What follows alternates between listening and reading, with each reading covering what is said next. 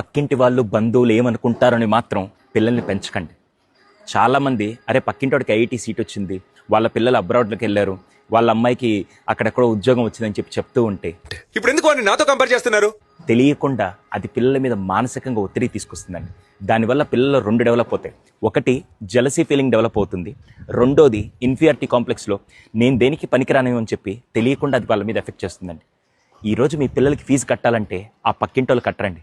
మీ పిల్లలకి ఏదైనా బాగాలేకుండా హాస్పిటల్ తీసుకెళ్తే తల్లిదండ్రులుగా మీరే కట్టాలి.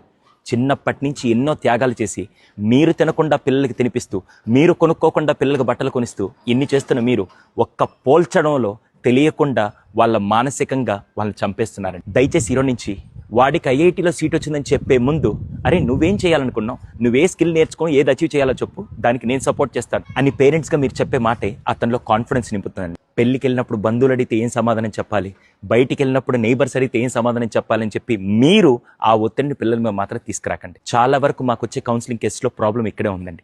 దయచేసి ఆ ఒక్క విషయంలో పేరెంట్స్ ఈ ప్రాబ్లం నుంచి పిల్లల్ని బయట తీసుకురావాలని మనస్ఫూర్తిగా కోరుకుంటూ, దీని మీద మీ అభిప్రాయం ఏంటి? చిన్నప్పటి నుంచి మీరు ఇటువంటి ప్రాబ్లం ఫేస్ చేసి ఉంటే కింద కామెంట్ సెక్షన్లో తెలియచేయండి. వీలైనంత మంది పేరెంట్స్కి ఇది షేర్ చేసి పిల్లల్లో అటువంటి జెలసీ ఫీలింగ్ కాకుండా, అటువంటి ఇన్ఫీరియారిటీ కాంప్లెక్స్ లేకుండా మనం కాపాడుకుందాం అండి. Thank you.